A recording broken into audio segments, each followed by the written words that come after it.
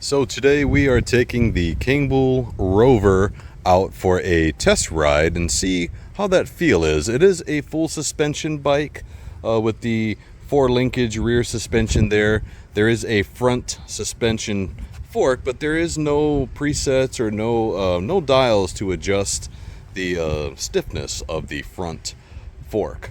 So we're going to see how this full suspension feels. First thing we'll do is turn on the display here and get started. So we have a full charge, and yeah, we'll just take this bike for a ride and see how it goes. See, what I like to do is I like to test ride the bike first without doing any type of pedal assistance. And that way I get a feel of the full weight of this bike. So I'm at pedal assist 0 right now, and I'm just riding this like a traditional bike. And I feel a huge difference. You know, someone like me that rides around with the other bikes that I've tested, this one feels actually really good. So I am in, again, pedal assist 0, and I'm just trying to ride this bike as a regular bike. And what I like about it is it's not very heavy. I mean, you can feel the added weight with the rear hub motor as well as the battery installed, but it's rideable. I'm at pedal assist 0 right now. I'm getting 0 help from the motor, and it feels like a normal bike to me. And I'm someone who has ridden mountain bikes, you know, my whole life. And why I say that is because there are some people who want to have a bike like this and get exercise.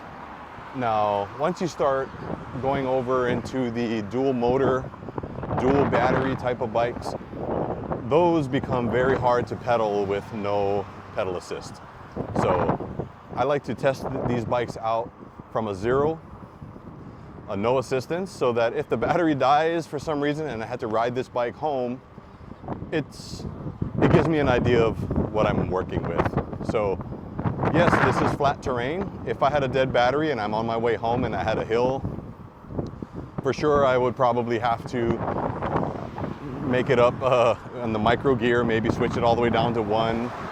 Or if it's that bad of a hill, I might have to just get off and walk. But riding it normally, like a regular bike, this weight, you don't really notice it.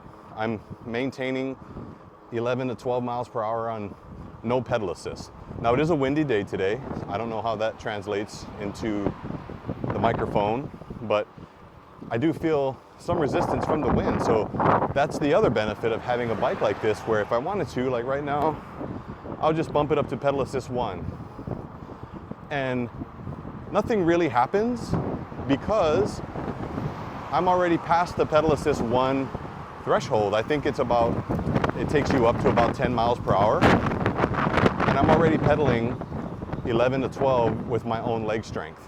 So I won't feel much assistance in pedal assist 1, you know, just riding the bike around regularly.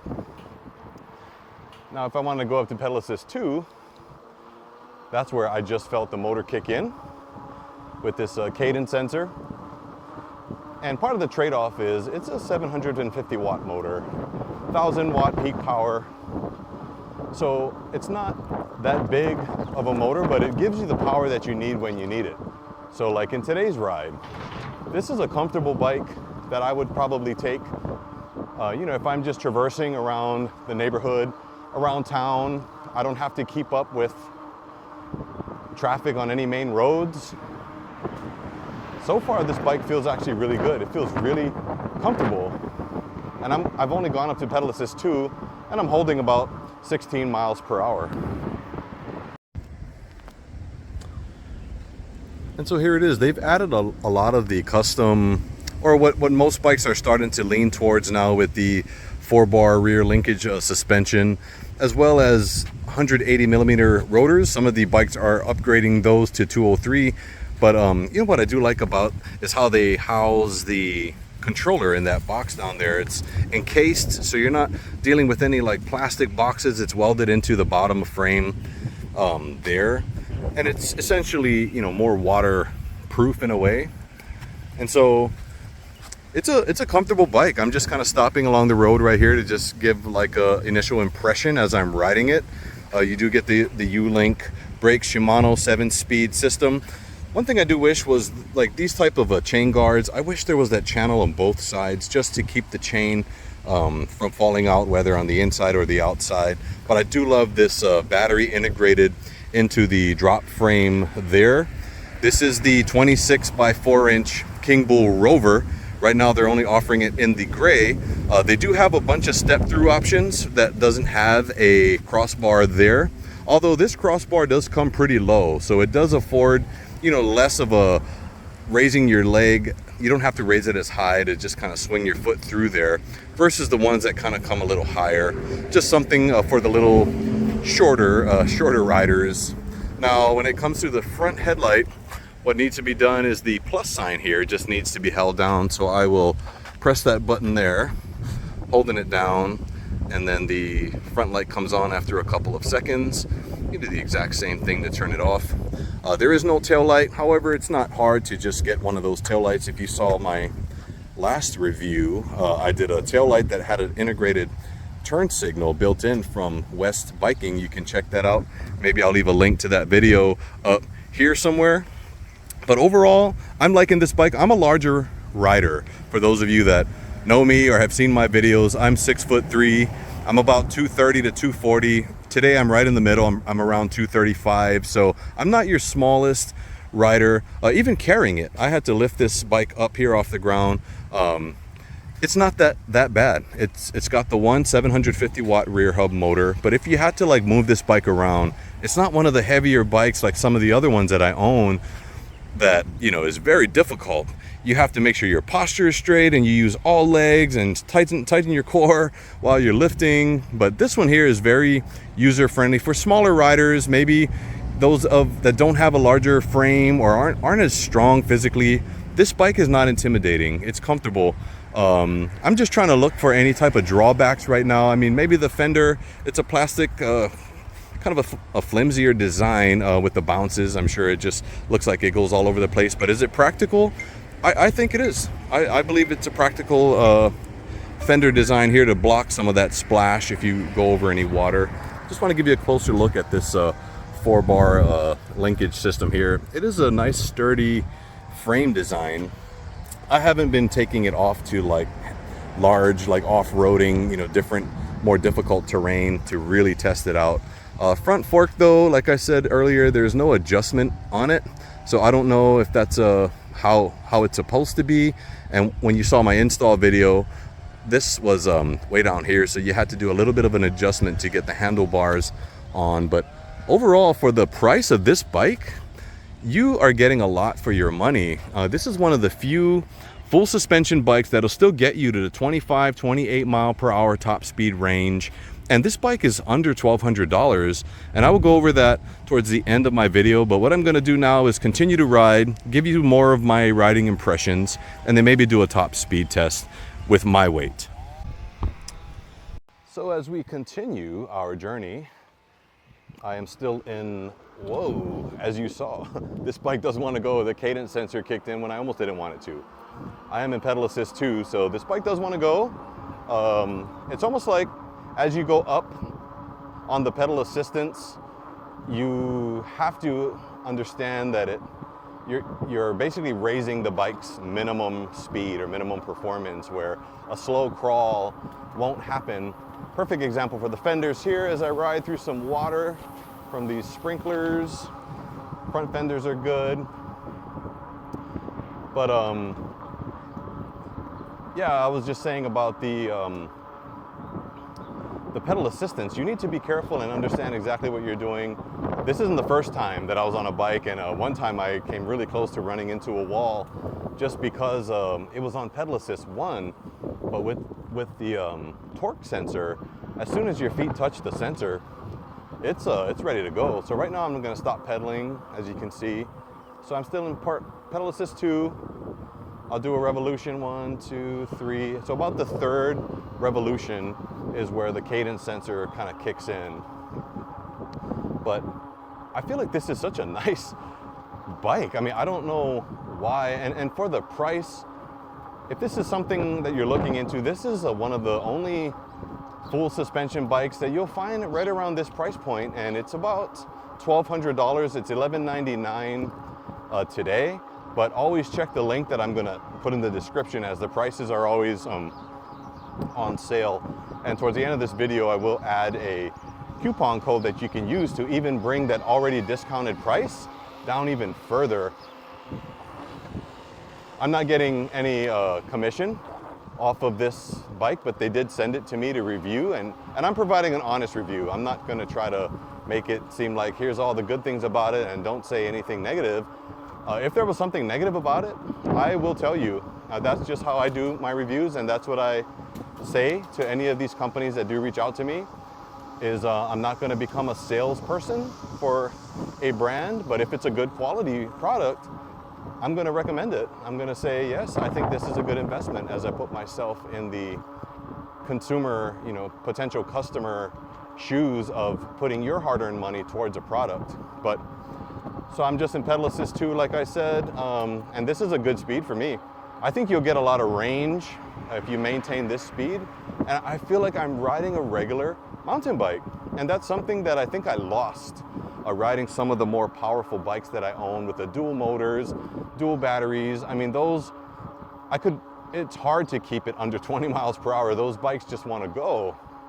But here I am riding, I'm getting exercise, and I love having the versatility of having maybe a bike that has power if I need it, but I can also tone it down and actually exercise.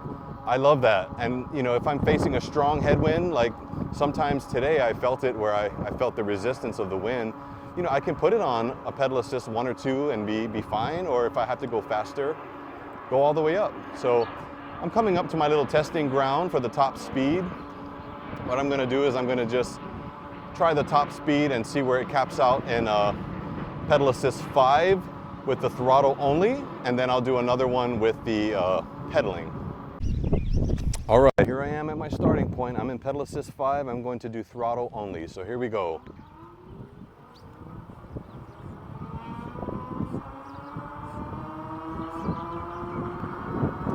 I'm at 20.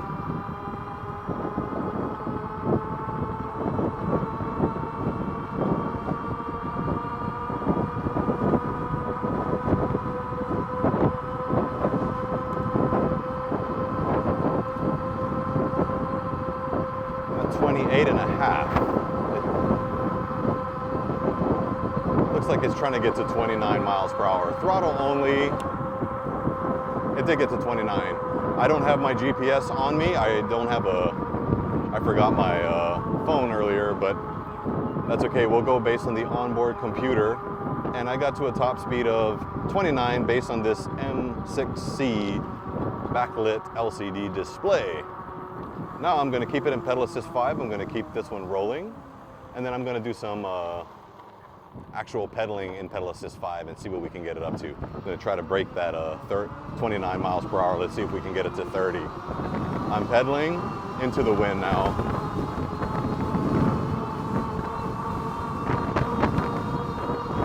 Definitely a strong headwind.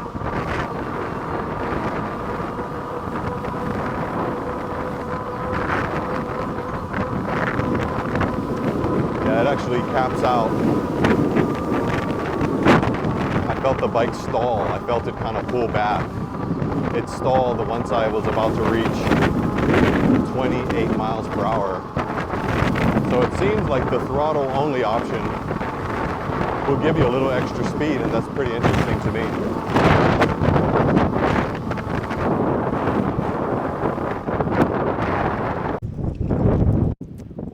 If you're someone that is considering this bike, this is what it looks like. The side view, I don't have the seat fully extended, but I am in pedal assist 1, and I don't get the full leg extension. However, there is still plenty of seat that I could lift it and probably get closer to a full extension. But yeah, this is what the bike looks like to a 6'3" tall rider, 235 pounds. It's a nice sized bike. I like it. I think it's It's a great investment, to be honest. I will give you my overall reviews in a little bit.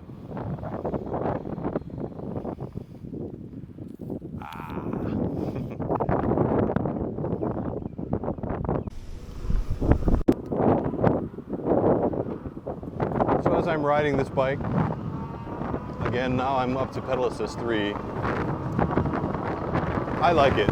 I'm not even going to go out and call this a beginner bike, but I do think it's a great first bike, a great starter bike.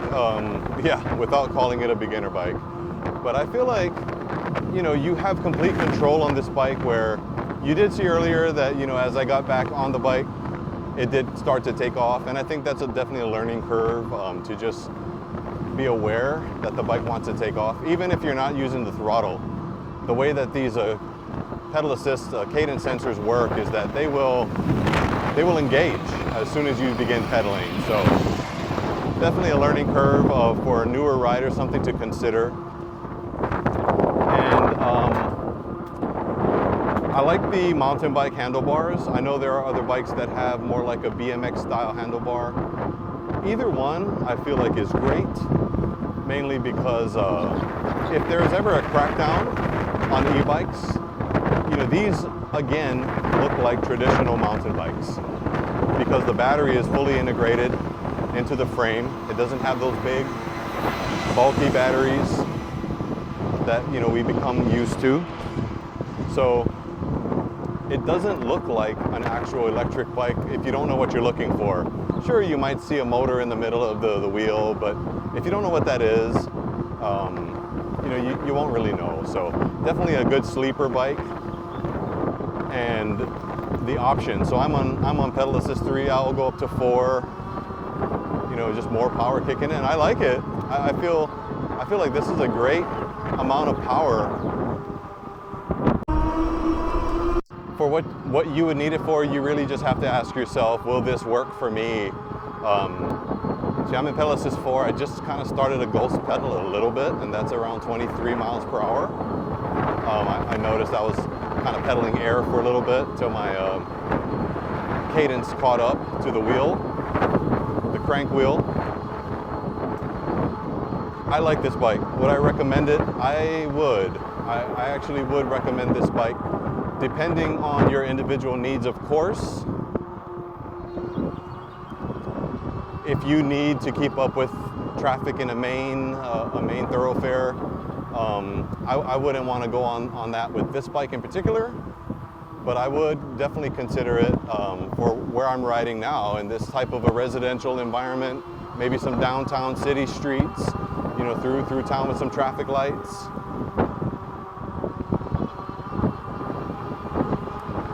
And the price point for what you're getting, again, going back to a full suspension bike, you know, you're getting a 17.5 amp hour battery, which is, it's middle of the road. I mean, bikes are going up to 20 and up, you know, in terms of the battery storage capacity.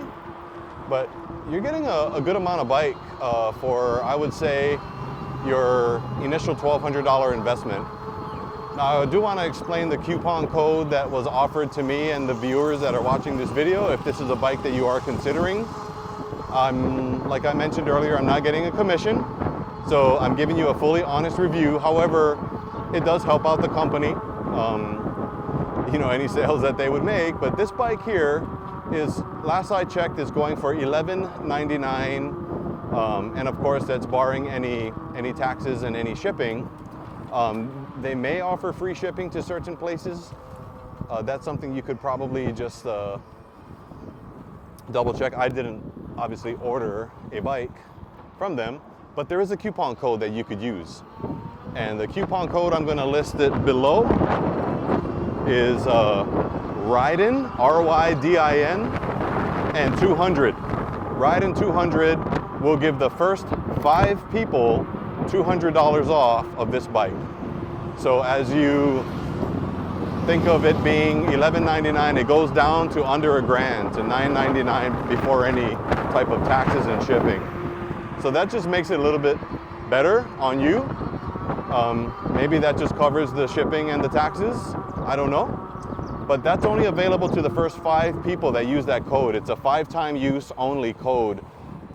I did put the code in just to make sure it works, and it does. What happens after the first 5 people use up that $200? The second code is called RYDIN50, RYDIN50, and that will give you $50 off, and that's unlimited. Yes, my last video, I think I had mentioned when I did the unboxing and the install on this bike, I think I had mentioned that the $200 off was available to the first 10 people, but when I double checked, it was actually the first 5 people. So no pressure. I mean, but again, if this is a bike that fits your bill, maybe you like the way it looks, it's within your price range, and based on the features that I said it comes with and the riding performance, including the top speed on it, if that checks all the boxes, I'm being very honest and transparent and saying that this is a good value for an e-bike. It's not too heavy, it's not too cumbersome. You have a half twist throttle here, a cadence sensor, what else? The full suspension. And I think it's going to be hard to find this kind of a value for under $1,000. I think the markets have started to change. Now, the one thing I do want to mention as I close off this video is that there is a tariff that is actually going to be happening very soon, and that will affect future electric bikes making its way into the country. So if you were on the fence of buying an e-bike, I would say today is the day to pull the trigger before those tariffs kick in and the price of these bikes can go up. So check the link in the description to get a current price on this bike, as well as the coupon code if you would like to use it. Yeah.